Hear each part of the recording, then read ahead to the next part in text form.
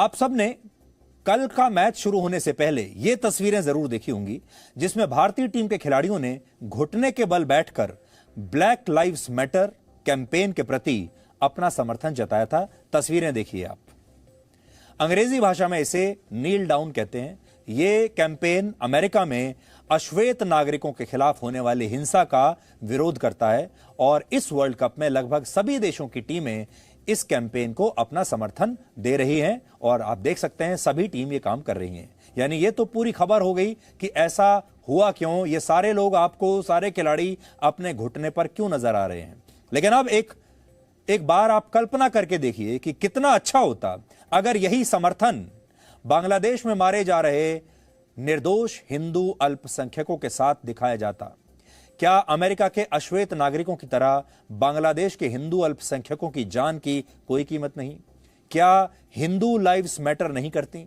सोचिए कितना अच्छा होता अगर भारतीय टीम के खिलाड़ी ये समर्पण और एकजुटता कश्मीर से विस्थापित हुए कश्मीरी पंडितों के लिए दिखाते, जो हजारों कश्मीरी पंडित मारे गए उनके लिए दिखाते। कश्मीर में आतंकवादियों द्वारा मारे जा रहे हिंदुओं के पक्ष में अगर ये नील डाउन होता तो कैसा रहता? या फिर अफगानिस्तान में आतंकवादियों द्वारा मारे गए लोगों के समर्थन में झुककर ये अपना समर्थन देते तब कैसा होता?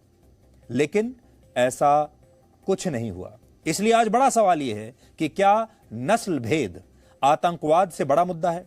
सोचिए ऐसा कैसे हो सकता है कि नस्लीय भेदभाव के खिलाफ जो आंदोलन अमेरिका तक सीमित है, जो हमारे यहां से 13,000 किलोमीटर दूर है, जिसका हमारी क्रिकेट टीम से या वर्ल्ड कप में खेलने वाली क्रिकेट टीमों से कोई लेना देना नहीं, उसके समर्थन में क्रिकेट खेलने वाले सारे देश आ जाते हैं। लेकिन जिस आतंकवाद की वजह से आज दुनिया के 130 से ज्यादा देश सीधे तौर पर प्रभावित हैं, उस मुद्दे को वर्ल्ड कप में कोई समर्थन नहीं मिलता।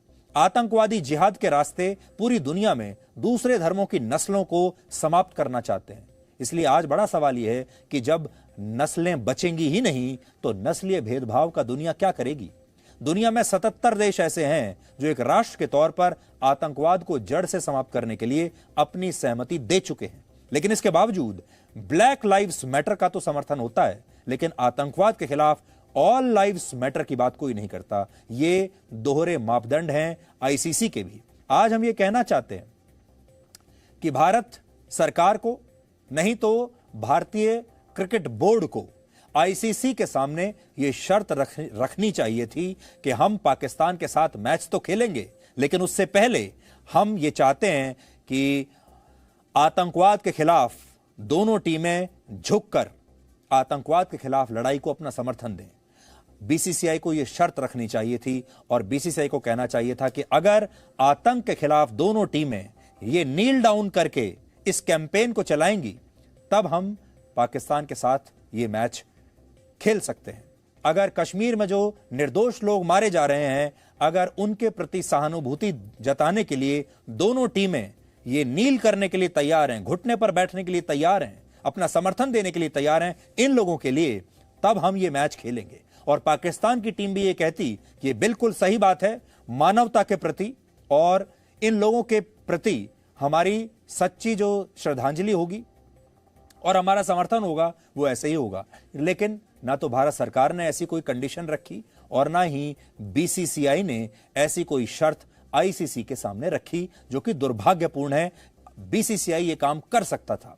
इंटरनेशनल क्रिकेट काउंसिल यानी आईसीसी के कोड ऑफ कंडक्ट में यह लिखा है कि खेल के मैदान पर कोई भी निजी या राजनीतिक संदेश देने के लिए उसकी मंजूरी लेना जरूरी है।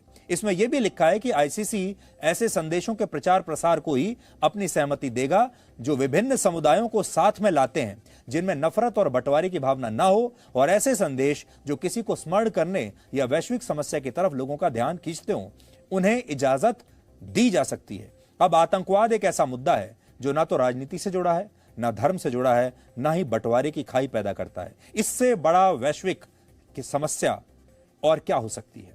खुद पाकिस्तान जैसा देश आतंकवाद खत्म करने के नाम पर अमेरिका से फंडिंग मांगता है और इंटरनेशनल मॉनेटरी फंड और संयुक्त राष्ट्र जैसी संस्थाएं उसे आतंकवाद रोकने के लिए मदद भी भेजती हैं।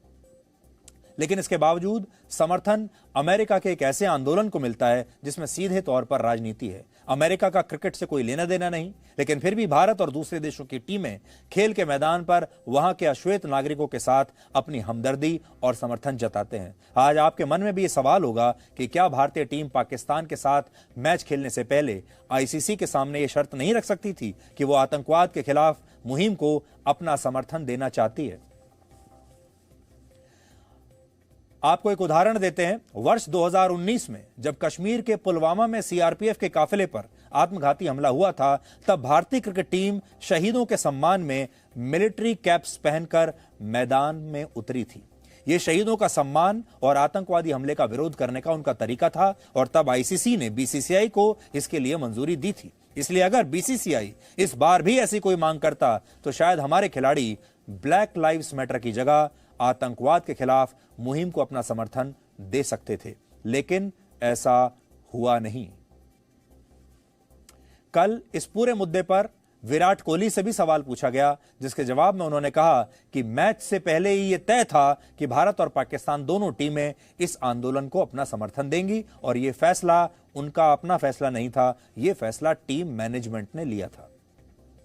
Hi Virat, I just wanted to ask that this was the first time that the Indian cricket team took a knee before a cricket game. So I just wanted to know, when did you decide that you guys will be taking the knee and what?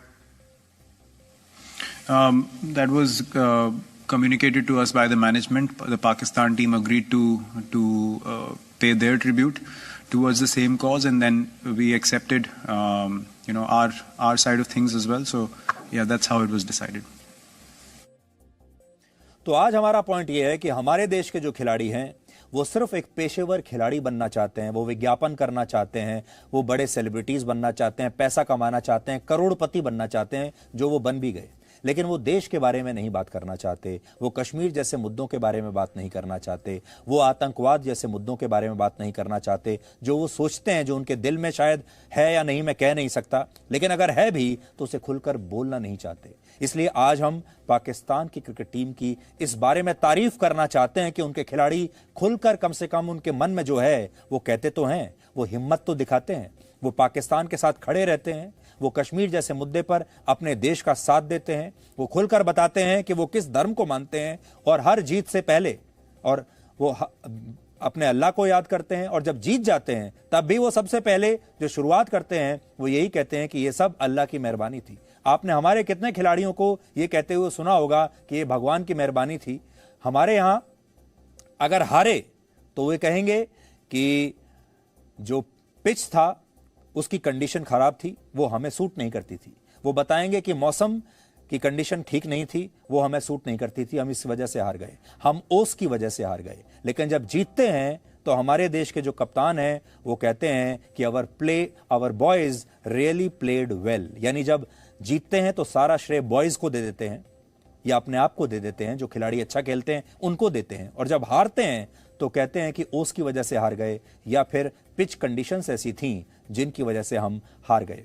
कुल मिलाकर ये cricket का match था, इसे वहीं समाप्त हो जाना चाहिए था, लेकिन इस मैच से भी भारत के लिए, कम से कम हम पाकिस्तान के लिए नहीं कह सकते, भारत के लिए, भारत के समाज के लिए, भारत के लोगों के लिए सीखने के लिए बहुत कुछ है, और भारत के खिलाड़ियों के लिए भी ये एक बहुत बड़ी सीख देकर गया है। अब ये आपके ऊपर है, आपके खिलाड़ियों के ऊपर है कि वो इससे कितना सीखते हैं। Presenting B News app, available on Google Play and App Store. Download it now.